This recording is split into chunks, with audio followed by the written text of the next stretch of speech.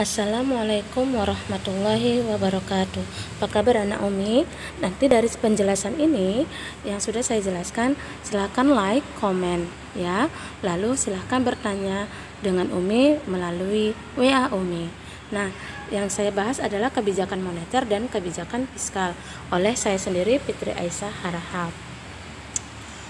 Nah, pengertian kebijakan moneter adalah kebijakan yang ditetapkan dan dilaksanakan oleh Bank Indonesia untuk mencapai dan memelihara kestabilan nilai rupiah yang dilakukan diantaranya melalui pengendalian jumlah uang yang beredar di masyarakat atau di negara tersebut. Nah, tujuan kebijakan moneter secara garis besar, tujuan kebijakan moneter adalah terwujudnya kestabilan ekonomi yang ditandai dengan adanya kemampuan kerja, kesempatan kerja maksud saya, peningkatan kualitas tenaga kerja, dan meningkatkannya dunia usaha. Lanjut, instrumennya apa saja? Yang pertama itu operasi pasar terbuka, kemudian fasilitas diskonto, kemudian rasio, kemudian himbauan moral, lalu yang kelima kredit macet. Lanjut, nah ini dia macam-macam kebijakan moneter. Nah, kebijakan moneter ekspansif yang pertama dan yang kedua kontraktif. Yang pertama itu ekspansif, suatu kebijakan dalam rangka menambah uang yang beredar.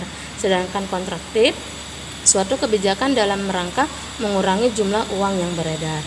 Nah, kebijakan fiskal, pengertian kebijakan fiskal ini adalah ekonomi dalam rangka mengarahkan kondisi perekonomian untuk menjadi lebih baik dengan jalan mengubah penerimaan dan pengeluaran pemerintah. Oke anak-anak, mari kita lihat slide berikutnya.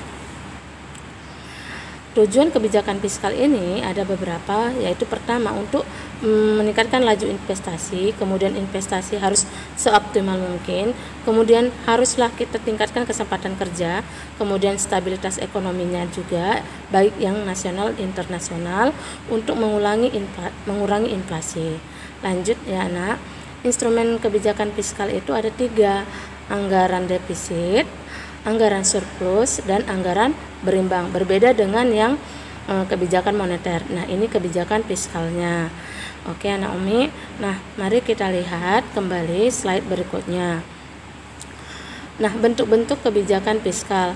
Nah, yang pertama itu adalah penstabilan otomatis. Yang kedua, kebijakan fiskal diskresioner. Nah, ini dia.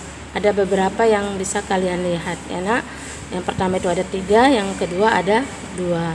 Nah, peranan kebijakan fiskal dalam perekonomian dapat diartikan bahwa peranan dari kebijakan fiskal pemerintah untuk dapat turut menumbuhkan tingkat pendapatan nasional membeli lebih besar.